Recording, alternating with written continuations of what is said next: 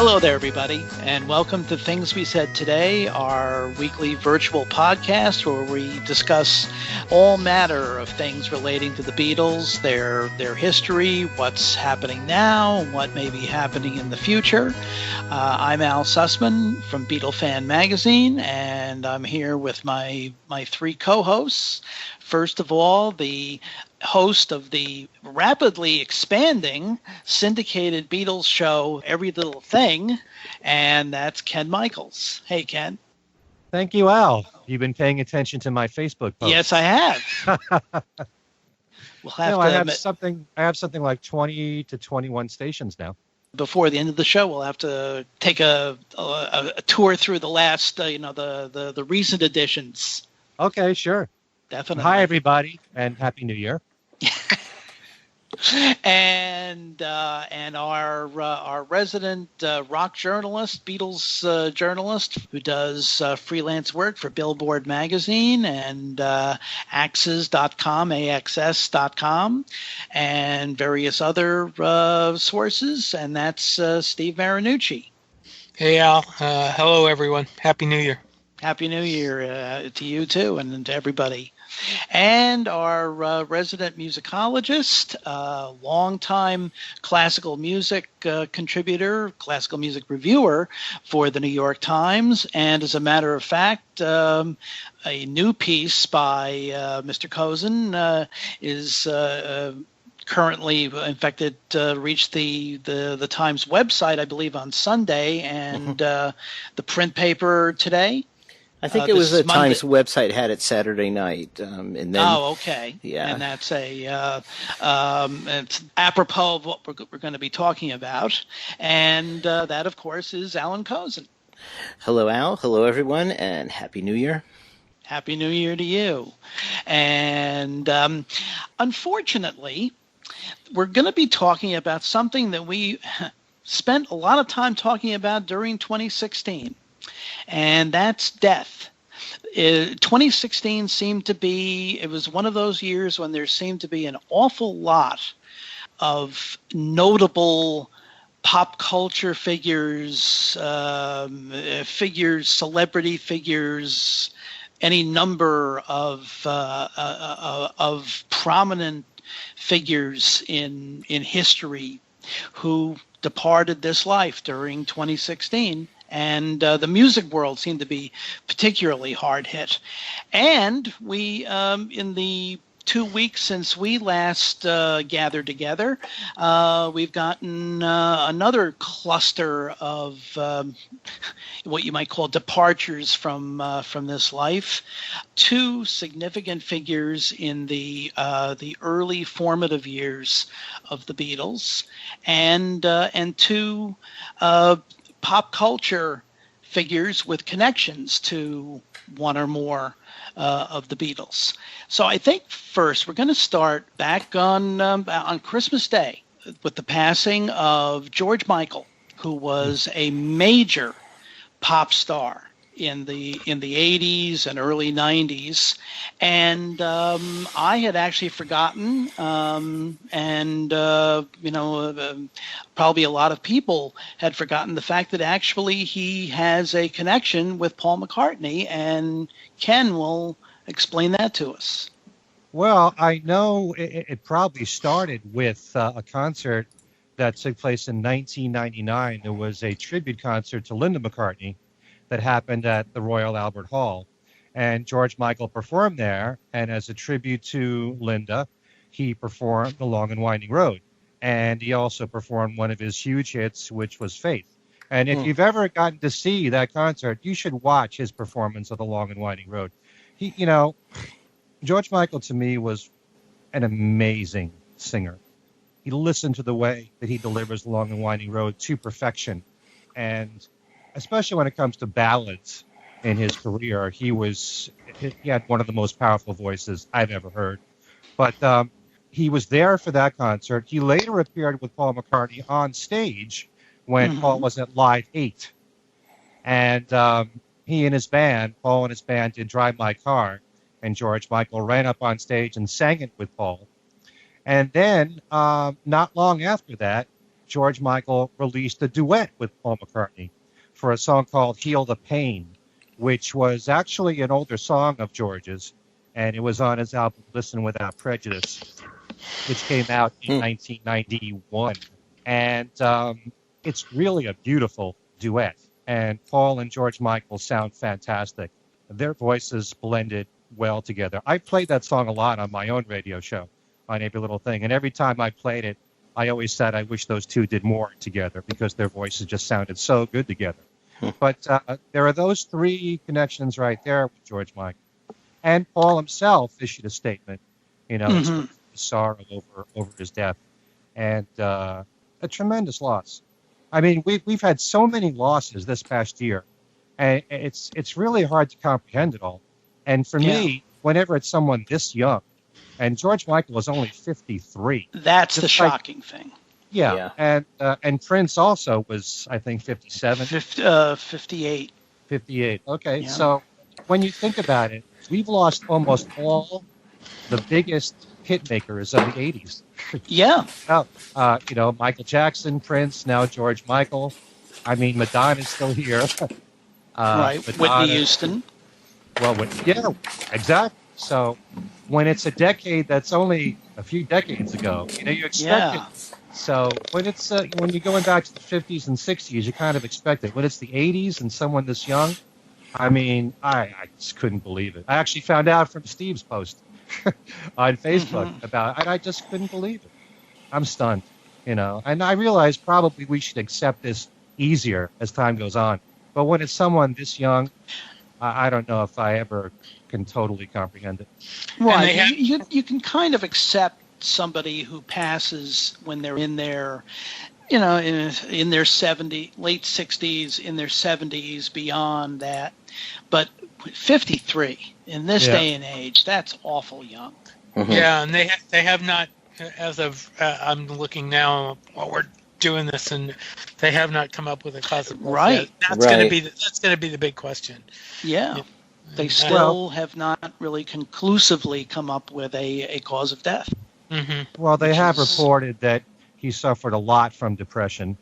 Right. And he did have drug problems.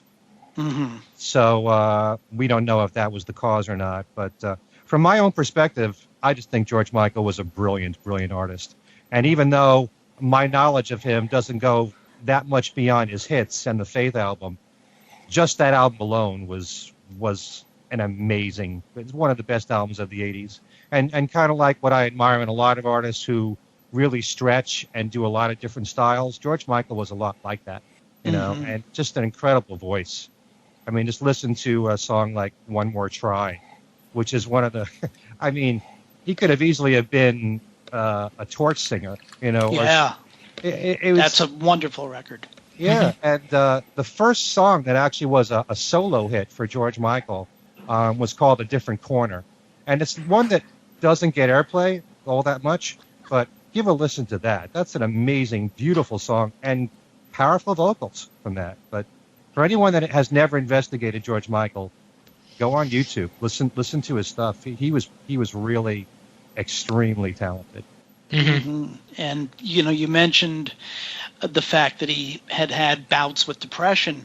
Yeah. In 1990, he did an interview with Robert Hilburn for the Los Angeles Times, their calendar, I guess Sunday magazine, and he said, and I'm quoting, "I'm not stupid enough to think that I can deal with another 10 or 15 years of major exposure. See, I think that is the ultimate tragedy of fame. People who are simply out of control, who are lost. I've seen so many of them, and I don't want to be another cliche." Now, among the people who saw that particular interview was Frank Sinatra. Right.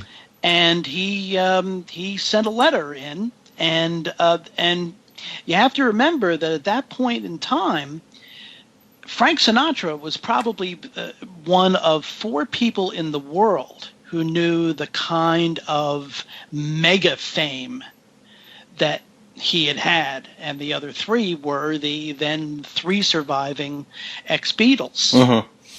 And what the chairman had to say in part was, I don't understand a guy who lives, quote, in hopes of reducing the strain of his celebrity status, unquote. Here's a kid who, quote, wanted to be a pop star since I was about 7 years old, unquote. And now that he's a smash performer and songwriter at 27, he wants to quit doing what tons of gifted youngsters all over the world would shoot grandma for. Just one crack at what he's complaining about. Come on, George, loosen up. Swing, man. Dust off those gossamer wings and fly yourself to the moon of your choice, and be grateful to carry the baggage we've all had to carry since those lean nights of sleeping on buses and helping the driver unload the instruments. And no more of that talk about the tragedy of fame. The tragedy of fame is when no one shows up and you're singing to the cleaning lady in some empty joint that hasn't seen a paying customer since St. Swithin's Day, and you're nowhere near that. You're top dog on the top rung of a tall ladder called stardom, which in Latin means thanks to the fans who were there when it was lonely. That's the chairman of the board countering George Michael. I'm sure there's a lot of people that read that letter and agreed with Frank. But everybody responds to fame in different ways. I mean, all you got to do is study the Beatles and you'd know that. Right. Because, look at George. George was the first one who really didn't find happiness in this level of fame, and he was looking for something else. And even John wasn't all that happy, and he would often feel guilty for the fame that he got, that he didn't deserve it. So everybody has a different way of handling fame. And I think Frank was in that generation where, depression wasn't really taken seriously as a problem. That's a good point.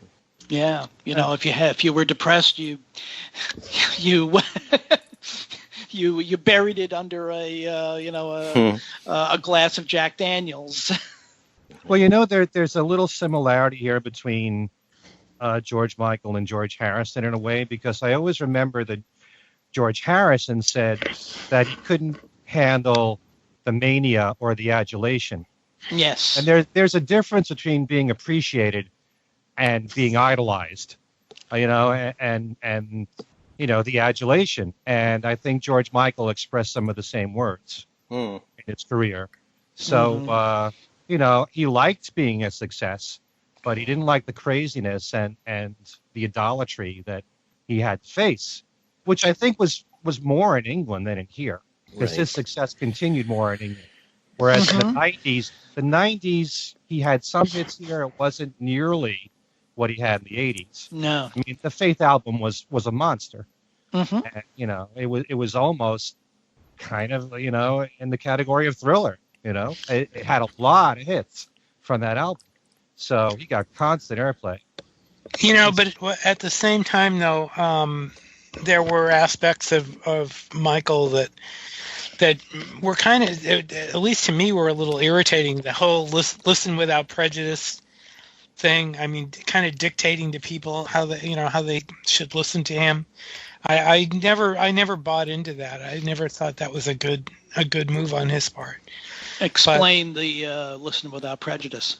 Well, I mean, that was the title of the album. That was the title of his album, and you're basically telling people, you're basically, ordering people how to appreciate something, and that, that kind of, that's a little too presumptuous, it just doesn't work. But I mean, maybe there was another thing going on there that, I mean, I have to admit, I wasn't a big fan of his, but I do like some of the songs that he did, but that was kind of a bad move I think on his part, and not to slag him a whole bunch after he's gone, but I'm just saying that, that kind of dictating your stardom does not work. So I don't know. So in any event. Well, I think he was a tremendous talent, and No, I'm I'm not saying he wasn't tremendous. I'm just saying that kind of playing that kind of game. I mean, to a certain extent, Lady Gaga's doing the same thing. With changing every time she comes out. The continual evolution. Although a thing with her, it seems that I think her association with Tony Bennett has been a good thing. Because I've noticed that recently, and especially with this last album, she's gotten away from the gimmicks and the costumes and all the nonsense, and she's letting her considerable talent speak for her.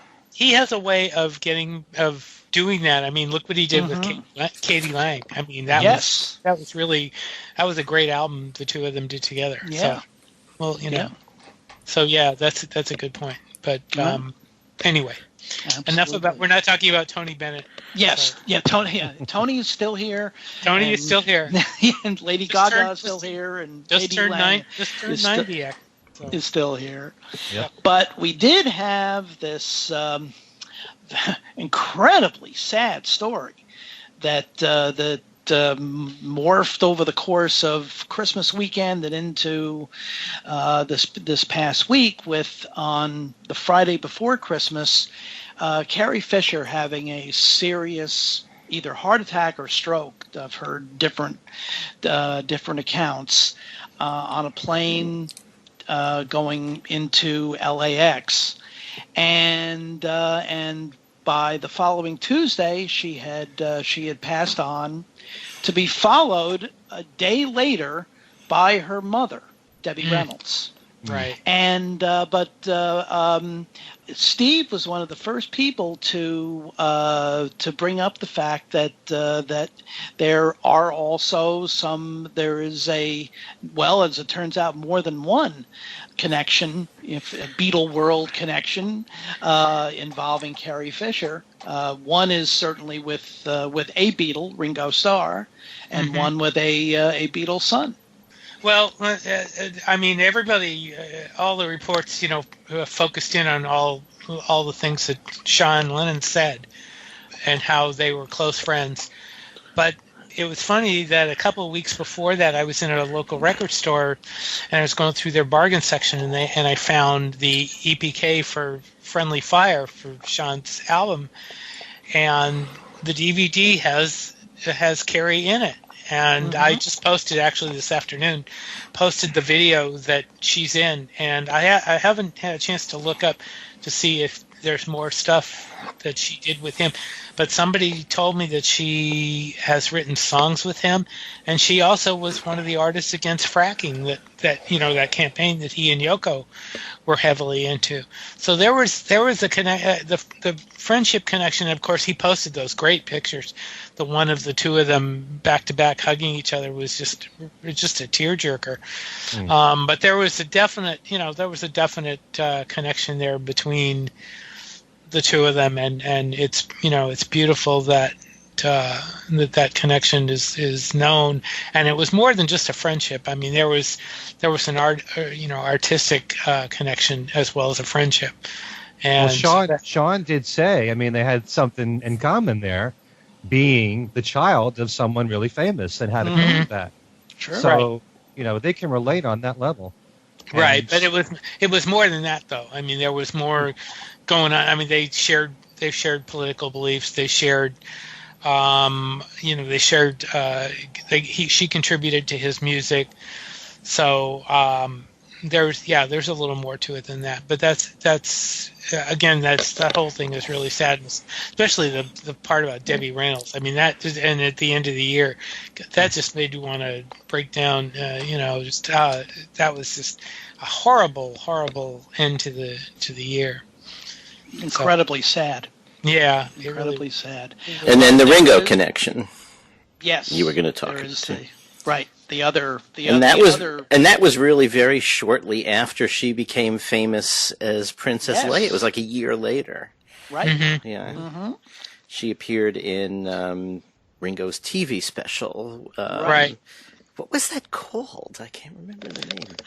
I think officially it was just called Ringo, but it's become known as the Ogner Rats. And Right. some irreverent souls have brought up the fact that in the same year, Carrie Fisher appeared in the Ogner Rats special and in the legendarily bad Star Wars Christmas special. I tried to watch that this Christmas, and it's hard to get through that thing. I'll tell you, it really, really, really is. It's bad. It is bad. I mean, they were all. I guess Hamill was. She was supposed to be. Well, let's put it this way: they were not all. Yeah, they were enjoying that. Let's put it that way. But wow. I really liked the Ognerat special, though. I mean, I don't know. It's everyone sort of dismisses it, but I thought it was a lot of fun. It had a great cast. Besides Carrie Fisher, there was Art Carney as Ringo's father. Carrie Fisher was his girlfriend.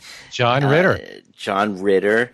Angie Dickinson wasn't she in it? Yep. And a lot of us have seen the outtakes of that, and it's astonishing that they were able to even get a special together, given the way the outtakes look. But because this was before Ringo went to become sober, Yes, and it's hard to watch. I mean, it's not even really funny or anything. It's just bad, but nevertheless, they got together a TV special in which it's sort of like a Prince and the Pauper kind of story where Ringo switches identity with Ogner Rats, who's a tour guide, the Stars houses and all that, and then at the end, they're trying to put together a Ringo special, and basically the idea is to do a bunch of songs from. I guess what was it? Bad Boy probably was the album at the time. Yes, that was it. There were three songs that he and his band did at the time, and that's I haven't seen this special for quite a while, but that's what I always remember most. Yeah, Hard on My These Sleeve. 3 songs live. Yeah. Hard Times was on there. It was a good version of that. Yep. Yeah. That's a good rock song. Hard Times. And a cameo from George Harrison too. Let's not forget. Right. So. And if I remember, wasn't A Man Like Me over the credits at the end? Mm-hmm. And I don't. And we're forgetting Carrie Fisher sang "You're 16" with Ringo. Right. That's right. Yeah, Yes. So, but I didn't see it mentioned in a single obit. I mean, apart from Steve. I was going to say it, Steve. I know Steve posted it, but that was about it. Yeah. I'd been thinking of sending a note in to my pals at the time saying, "Hey, Beatles connection," Yeah. But well, it's all the people, all the accounts. Basically, everything was about Star Wars, Princess Leia, and totally forgot the Hannah and her sisters, the fact that she was in Shampoo with Warren Beatty when she was 17 or 18 years old. The Blues Brothers. I think the Blues Times Brothers? Obit had those. Yeah. Yes. Yeah, she was in an awful lot of stuff, really. When Harry Met Sally. Yeah. She was kept fairly busy. Yeah, she had a much more diverse career than you would think from at least some of not so much the Times obit, and we'll be getting into Times obits in a moment, because somebody here has written one very recently, but in most of the other obits in pop culture land, it was basically a one-trick pony. There, it was just Princess Leia, Princess Leia, Princess Leia. Yeah, and that's very sad. It really is. When you're dealing with something that's a dynasty like Star Wars has become, it's just amazing 40 years later how big Star Wars is. Same thing with, Star Trek or, it's a franchise, and it's something that never dies. It just keeps growing and growing and growing. It's like, in many ways, you can say the Beatles are that way. Because even though they broke up in 1970, there's continuing interest, from different releases that come out through the years, and it never goes away. And it's almost like no matter what Carrie Fisher did the rest of her life, If you're part of the Star Wars team, that's it. That's what you're going to be known for the rest of your life. More Right. than anything else. Kind of like Yeah. being a Beatle. I was going to say, it's like what Paul said to Ringo. I'll clean it up and say, you're a friggin' Beatle. Yeah. I have a feeling, though, that now, as people end up, binging out on Netflix or whatever now and then, they're going to run into a lot of films that Carrie Fisher was in, and they'll say, "Oh, hey, there's Carrie Fisher." And I mean, As a matter of fact, just last night I watched HBO is showing. I think they had already scheduled it anyway to showing her one-woman show from, I guess, 4 or 5 years ago called Wishful Drinking. Yeah. And if you've never seen it, it's fabulous. It really is. But, the Sean connection was new to me. I mean, until he posted his first Instagram thing and talked about how close they were, I had no idea. And so, I mean, if they wrote songs together, I'd really be interested in hearing them. And I hope he does put those out. Yeah, I haven't. I mean, I didn't know that. Somebody commented on what I had written this afternoon, so I hadn't heard that before. But if that is indeed true, yeah, that would be interesting to see. It is true because it's Sean that said it. Sean said he wrote a few songs with her, and he's considering releasing them. Oh, okay. And next, we have two major figures in the formative years of the Beatles who passed within about 6 days of each other. Yeah. One is Sam Leach, who was perhaps the first major promoter of the Beatles in Liverpool, and the other is Allan Williams, who was their first manager. Mm-hmm. And is also one of the great characters in in the Beatle world. Mm-hmm. And Allan did the New York Times obit for Allan Williams, and I think especially a lot of maybe second, third generation fans, they may be somewhat familiar with Allan Williams. They're probably less familiar with Sam Leach. And in fact, when Sam passed, I had to kind of search my brain to think, what was his connection again? And I had to look it up. Yeah. So I figure we'll call on Professor Cozen to give us. Yeah, my part of this week's necrology department is exactly.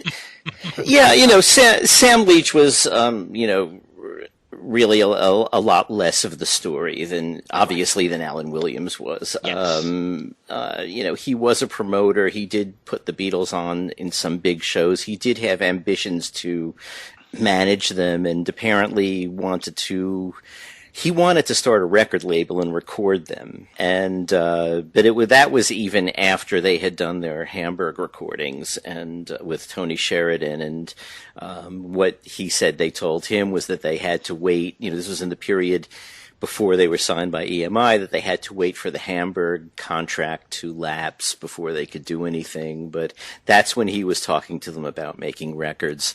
He had big dreams. He put on some, big legendary shows in Liverpool. This one called Operation Big Beat that, had all of the big Liverpool groups, and other things like that. But, even I think for first generation Beatles people, certainly in the U.S., it's not a name to conjure with. You sort of know the name, you've read it here and there. He's popped up a number of times. I've heard some people who know a lot about this stuff saying that he takes, a lot of credit that isn't necessarily really his to take. So, in fact, I remember when I went over to see Paul's Cavern show in 1999, Sam Leach was on TV a lot, as, an expert eyewitness type about their early career, and even then, he didn't have an awful lot to say apart from the concerts and Operation Big Beat and that kind of thing. He did do Beatle Fest, I know, because I saw him in California. So he appeared at not only here, but I think he did them in the UK also. So just going to parenthetically say that he was a fixture at the Mersey Beatle convention in Liverpool every August. Yeah. So Alan Williams was a much bigger deal, obviously. Basically, I would say anyone who's followed the story closely knows his part in it, or some of his part in it. He managed them only very briefly, really.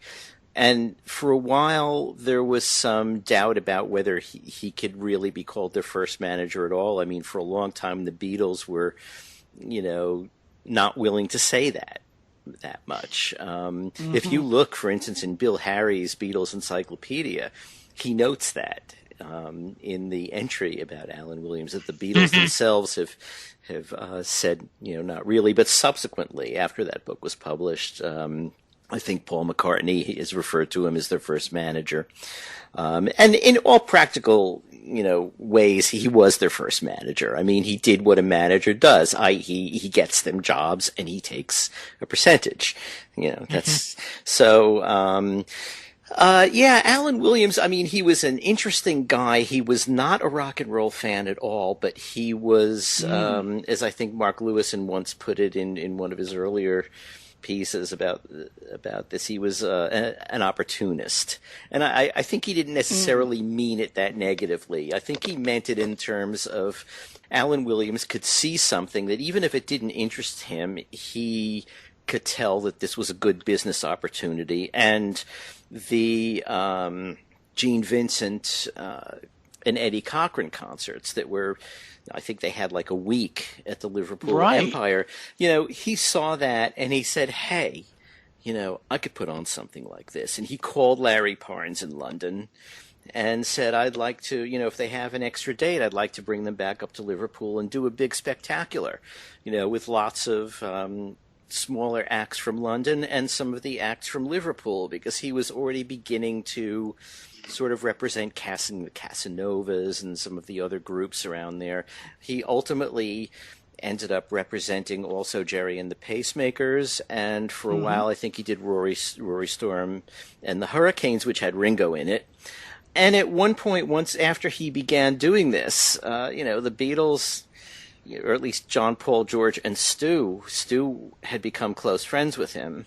And they were hanging around the Jacaranda, not doing very much. And, as we know from Tune In, the Beatles, as such, and it weren't even the Beatles yet, they were a number of names, including Skull the Quarrymen, really were not, they had nothing going. And at one point, John asked Alan Williams, why don't you do something for us?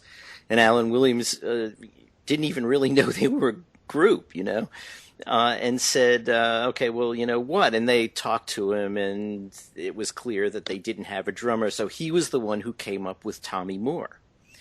Tommy Moore is another name that I think first generation Beatle obsessives will know, but maybe not others. Everyone says Pete Best was the Beatles' first drummer. Tommy Moore was way before Pete Best. Yeah. And so Alan Williams got him. He was a guy who was an older drummer. He was a jazz guy. He had a job at Garston Bottle Works that he didn't want to give up to be a star. So he started playing with them, and the next thing Alan Williams did for them was help them, get into that audition with his pal Larry Parnes to back Billy Fury on tour. Fury and Parnes both said, yeah, you know what, well, you can be the backing group, but you got to get rid of the guy with the sunglasses and his back to the audience who can't really play the bass that well. And, in one of... I don't want to say one of the few examples of John Lennon showing loyalty to people, because it's not totally true, but he did turn on people a lot. He said no, we're not getting rid of Stu, and so they lost that job, but got another, which was backing Johnny Gentle. And that was, so Williams was really involved in that transaction, which really was their first tour as a professional group. Now, I got a note from Mark Lewison saying, well, okay, they were professional in the sense that they got paid, but they were really not a professional group at the time. And okay, I understand what he means, but people who are paid to do a job, that is the operational definition of professional. And this was the Beatles on tour with this guy. I did say in the obit that before Hamburg they were a disaster. And it's also clear that Scotland was before Hamburg. And I also said that the tour was a disaster. So I think readers got the picture, basically. But, they ended up losing more in that transaction because they had a car crash. He and Lennon didn't get along, all kinds of stuff. Well, plus, in fact, Allan told a great story that was in the BBC Beatles story about his live-in girlfriend. Right. Tommy Moore's live-in girlfriend. Made him choose. Yes, exactly. Yeah, I have a feeling you could all piss off. Yeah, it was probably the right choice for him because I don't see him having gone the distance. I mean, he was older than them. They didn't get along. I mean, if the people talk about Pete Best not being part of the group, so to speak, in terms of personality, it seems really unlikely that Tommy Moore could have been really part of the group. Really. But, I mean, he even turned up late for the Larry Parnes audition. And so the pictures that you see of the Beatles have Johnny Hutch playing drums from one of the other groups, and the Big Three, I think. And Johnny Hutch was, he was like a really tough guy who absolutely hated the Beatles. And you look at the pictures of him, and he is showing it.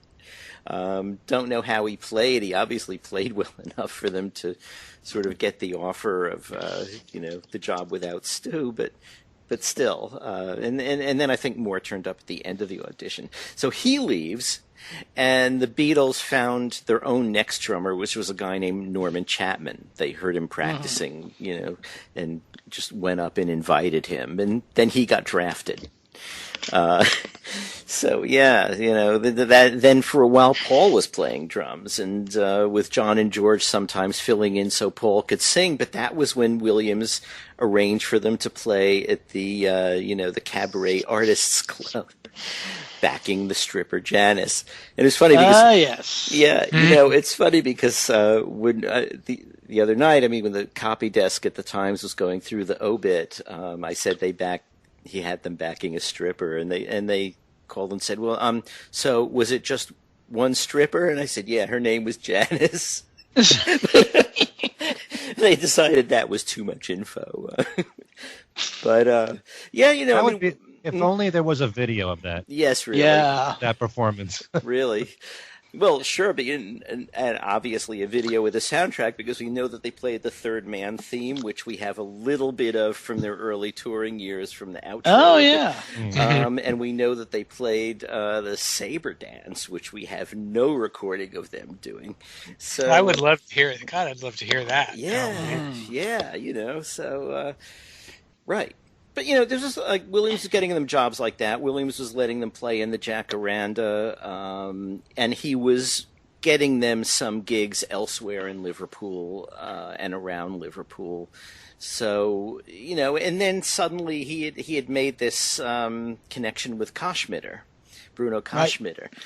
And Koschmitter turned up and wanted some Liverpool groups. I mean, there were a couple of transactions where first Alan Williams tried to sell him some, and the tape wasn't working, and that story has been conflated with other, as if it was a tape of the Beatles, but it apparently wasn't. It was like Cass and the Casanovas, and wasn't working, and so they didn't really do any business. But then Koschmitter ended up coming to England and got together with Williams, and Williams began funneling groups to him. And at that point, the Beatles were so bad, or the reputation was so bad, that Cass and the Casanovas wrote to Williams from Germany saying, don't send them here, they'll ruin it for all of us. But He did send them. That meant getting another drummer, and that's how Pete Best turned up. Pete Best was auditioned in the Blue Angel, which was another one of Alan Williams' clubs. Oh, I should point out, even before all of these other Williams connections and things Williams actually did for them, this is something I picked up from Mark's book, from Tune In. John Lennon apparently wrote One After 909 at the Jacaranda, so there's another connection. And Ringo. Don't forget that the Beatles painted the women's restroom. Yes. There is serious doubt about that, according to Mark now. First of all, it's always said to be Sutcliffe and Lennon, but it turns out, so far as anybody has been able to ascertain, it was Sutcliffe and Rod Murray. Oh, really? Yeah. And now Mark says there's even doubt about that. But at the time he wrote Tune In, I think he felt secure enough to say that it was Murray and Sutcliffe. Because Williams says that in his book. Right. Williams says lots of stuff. I mean, there's the thing about Williams, I mean, there's a lot of the things that he said himself were sort of tall tales. And so, Mark has done an awful lot of research and interviewing and separating the, fact from fiction, and other people who've done, interviews have noted various inconsistencies. And so it's hard to know what's the absolute truth and what isn't. But, because, the man who gave the Beatles away, Alan Williams' 1975 autobiography, has a lot of these stories, that, he may have thought they were true when he wrote them, but also he didn't write them. He had a ghostwriter. And whenever you have a ghostwriter, there's also an opportunity for things to go wrong, for things that the ghostwriter embellishes, even if you haven't embellished it. So it's not absolutely 100% reliable. It's a great read, have to say that. So, also another connection was that Ringo apparently first heard the Beatles at the Jacaranda. Whether he was paying attention to what they were doing. I mean, this was pre-Hamburg, so they probably weren't real good. And in fact, we know how they were because we have those 1960 practice tapes. Yeah. Anyway, so Williams arranged that first Hamburg trip, which was everything. I mean, as Steve quoted Mark Lewison's concise tweet about it, which is no Williams, no Hamburg, no Beatles. And that's absolutely true. Hamburg made them what we all came to love and admire. But it was in Hamburg that, the seeds of the disintegration of the relationship came about. Yes, I was just about to ask about that. Yeah, because, while they were there, they ended up negotiating with the Top 10 to go perform there next time they came back. Williams, and they decided, therefore, that they didn't need to pay Williams his commission. Williams took the view that since they were there on his work, anything that they turned up through that original contract, he still is entitled to a commission for. I'm not a lawyer. I don't know which of them is right. But the fact is they negotiated that themselves. And so they had a disagreement. He threatened to sue them, but didn't end up going through with it. And, tried to sort of blackball them in Liverpool when they came back. But they were, at that point, now so hot that there was no way that promoters could, not book them. I mean, people wanted to see them. And and that basically is the Alan Williams story, except for a brief coda, where in about 1975 or so, he, shortly before he published the book, he had come up with the Hamburg live tapes. Recorded by King Size Taylor. And he had this great plan, which was, okay, give me the tapes, I'll take them to Apple, and I'll get the Beatles to buy them from us and put them out themselves, and we'll all get rich, and that's basically what he described his meeting with George and Ringo as being about, and that he told them, and they said, listen, we are... not liquid at the moment is not quite how they put it, but but basically they said no thanks, and so he ended up licensing or selling the tapes. I'm not sure what his arrangement was, but then they came out in 1977, as we all know, and then the Beatles sort of tolerated it for a long time. They didn't bother about it until Sony had a version of it out, and I guess Sony was a big enough label for them to say, okay, wait a minute, and they sued Sony in 1992 and got them taken off the market.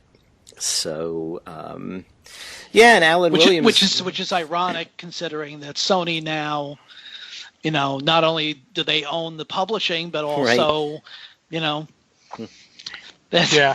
Mm-hmm. And you mentioned the fact that in 75 and in that period, he was trying to get the Hamburg tapes out.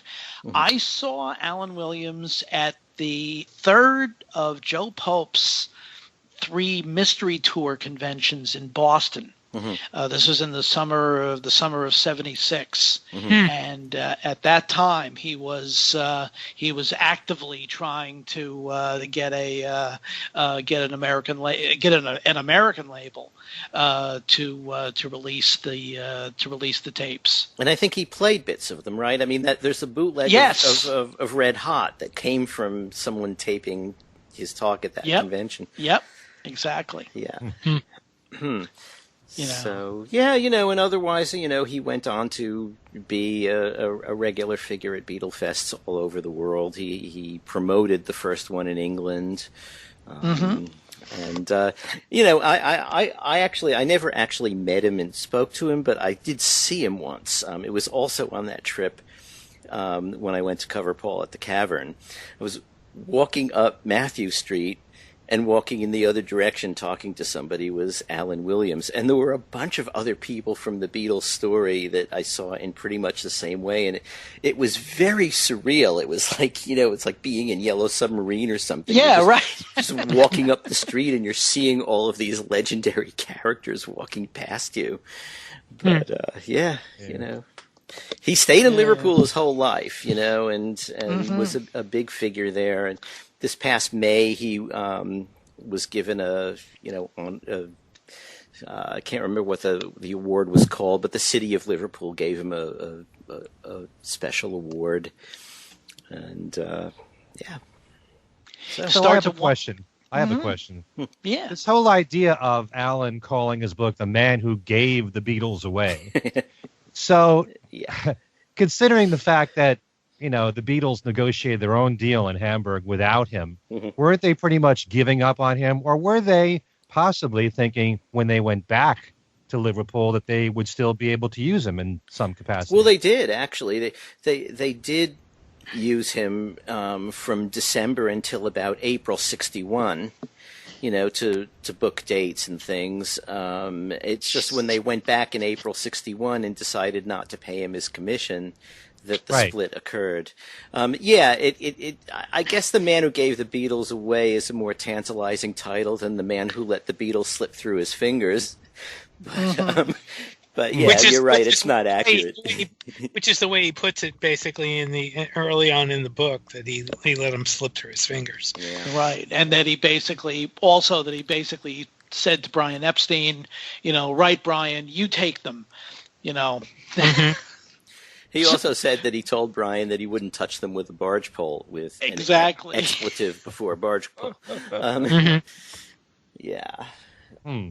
Yeah, I don't know what he could have done differently. I mean, I suppose with wisdom of hindsight, and only with wisdom of hindsight, you could say, okay, you know what, they're going to be so big that I can let this 10% of these Hamburg commissions go and continue being involved with them. But, I mean, who knows if...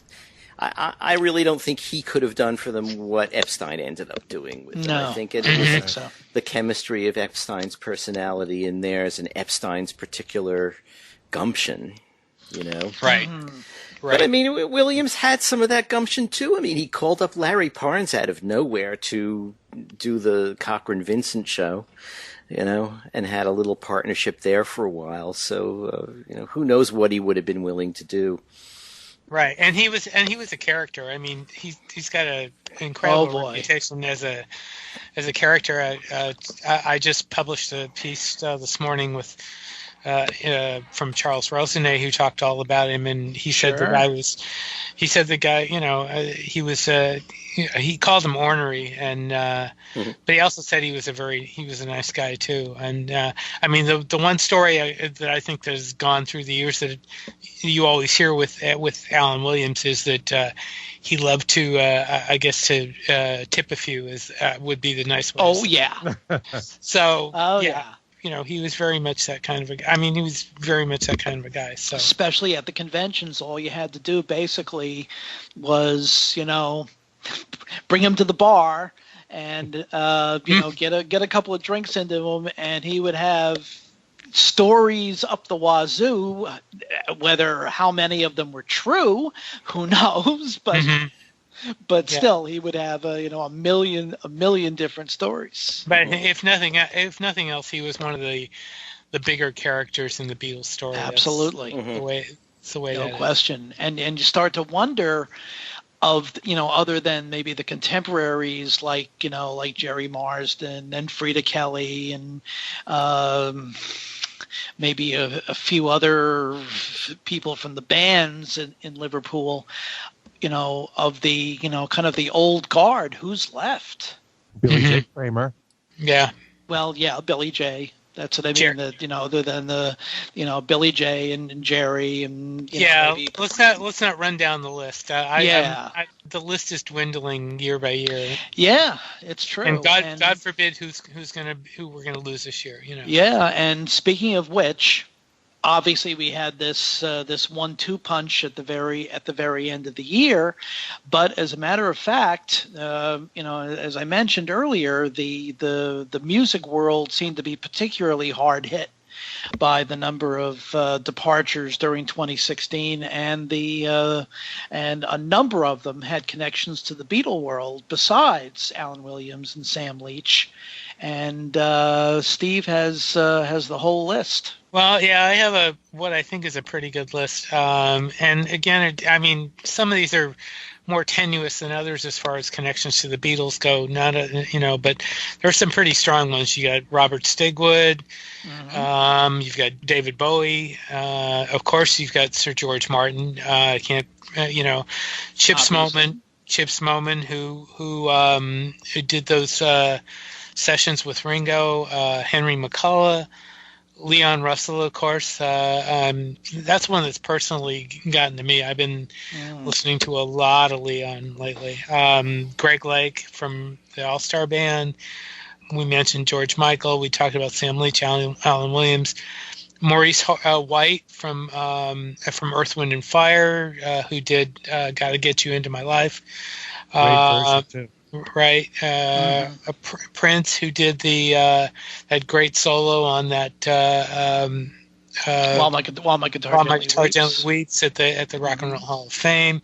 Scotty Moore, who was a huge influence to George Harrison, and also engineered Boku of Blues. Right.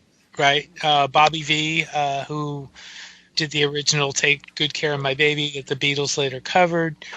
And of course, we mentioned Carrie Fisher already, and we may have left out a couple there, but I mean that's a pretty extensive list of everybody, Yeah. So Billy Paul. Is there a Beatle connection there that I'm not aware of? Yeah. Just that he had a hit on the R&B charts with his cover of "Let 'Em In." That was it. Yes. Oh, okay. Yeah. Okay. Yeah. It was not a good year for the music world in general, but Beatle connections were pretty numerous there. So now swerving about 360 degrees to something much more positive. Paul McCartney made a little bit of news over New Year's weekend. Right, yes. Steve? Yes, he did. He showed up with he played with the Killers. At St. Bart's at I guess in a private Christmas party for I don't have the article in front of me. I can't remember the guy's name, but he sang Helter Skelter, and the clip of it was great.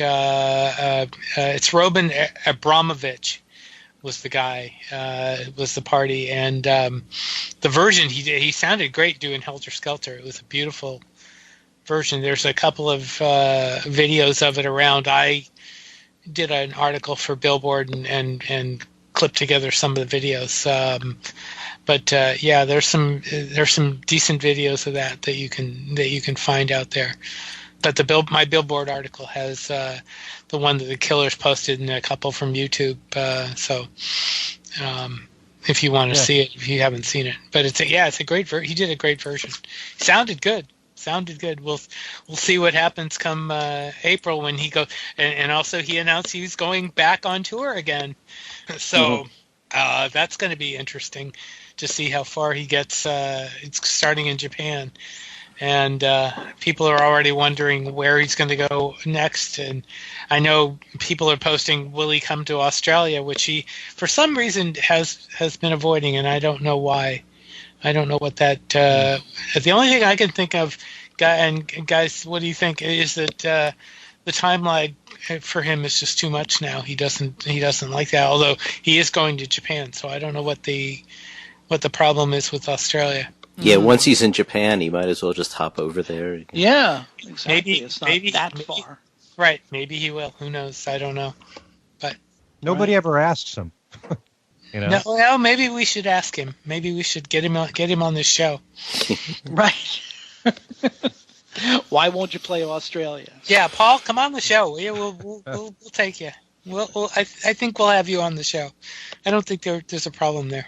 But and I'd be most curious to see if he's going to shake up his set list at all. So. Oh, I would bet. Probably not. It's going to happen. I would also bet, obviously. Two different opinions right there. I would bet he'll change at least one song for the. Well, yeah. That's not a lot. Yeah, that's not shaking it up. He didn't change a whole lot this year.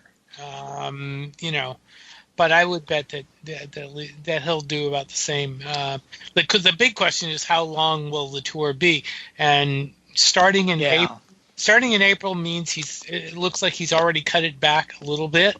And I would not be surprised if that continues.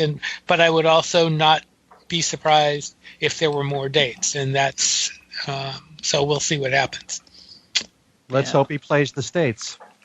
That's no guarantee of that. So. Right, there's no guarantee, and I've already heard from people, wishing that he would play in various areas, and obviously there's no way to know at this point. But we'll see what happens.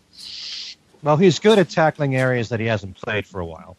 He's very aware of that. So. What's left? What is left after the last couple of years?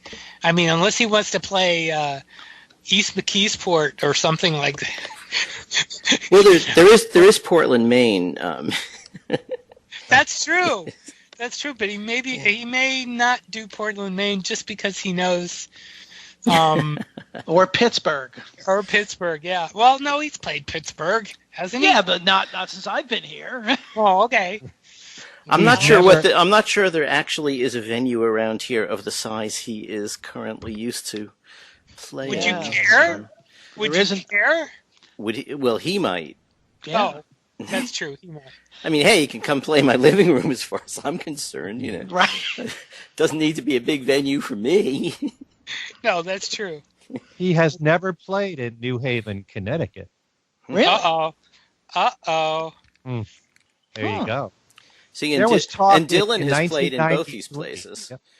Dylan has played in Portland and New Haven, so hey, come on, Paul. Okay.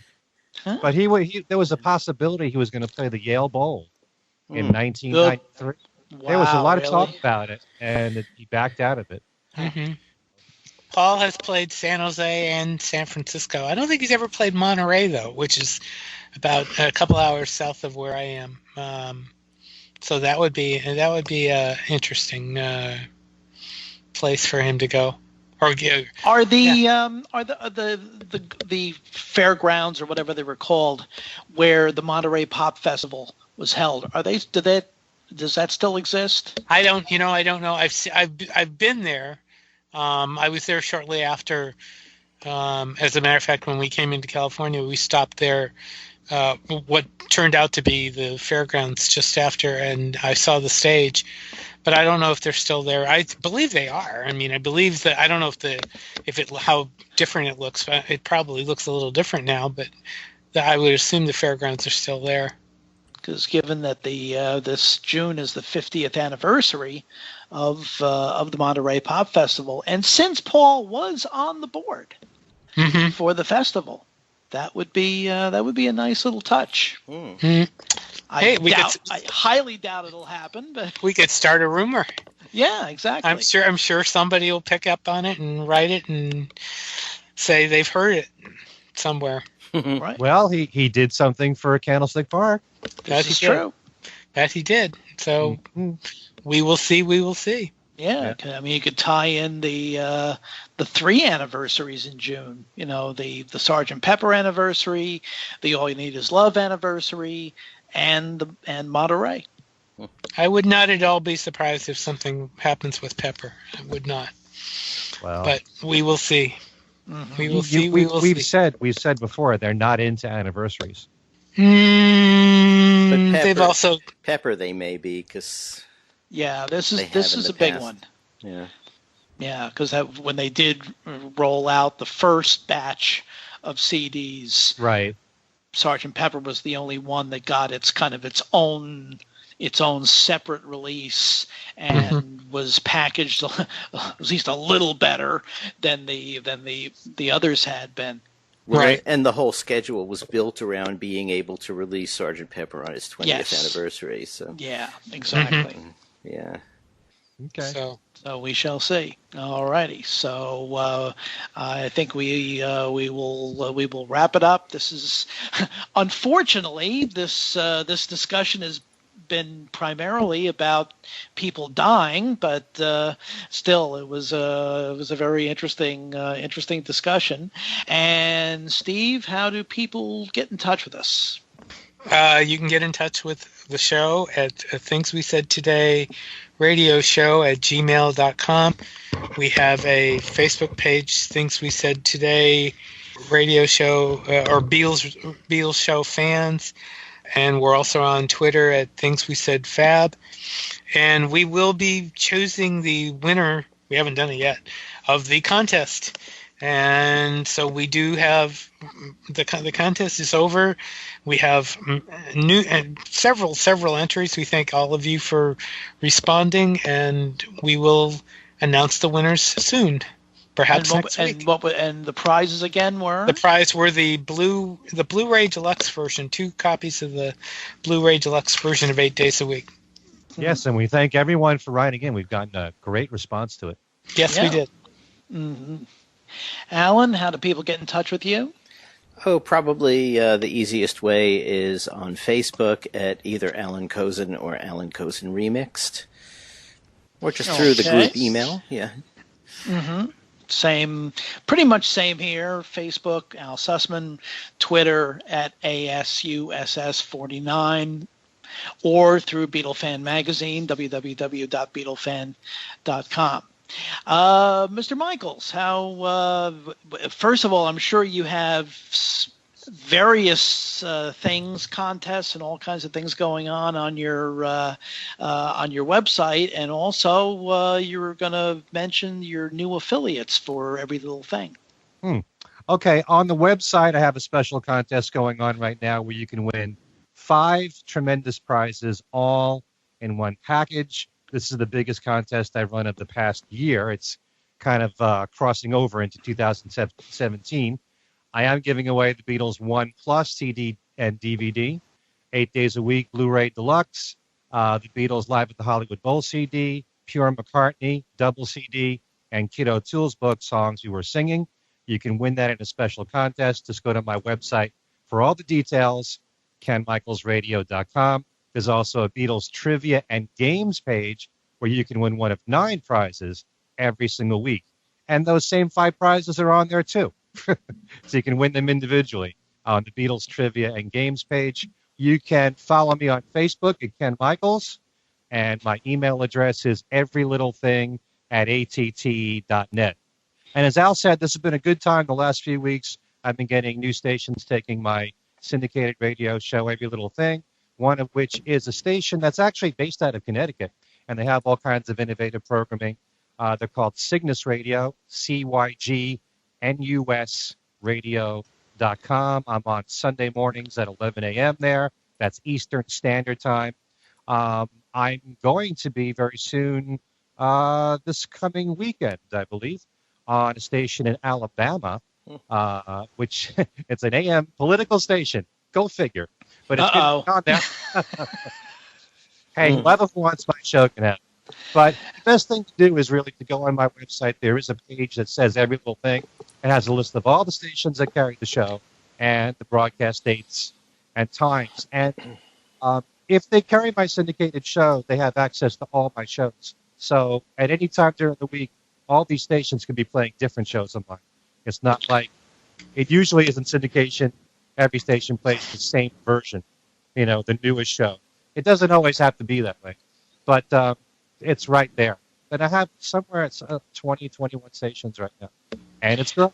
So if Every Little Thing is being heard on an AM station in Alabama, that must account for why Ringo was wearing an Alabama T-shirt over you the figured weekend. out everything, Al. Absolutely, that's got to be it. That's got to be it. They had a shirt that said the Crimson Tide, right? Yeah. Yeah. Yep. Very cool. Yeah, that's it.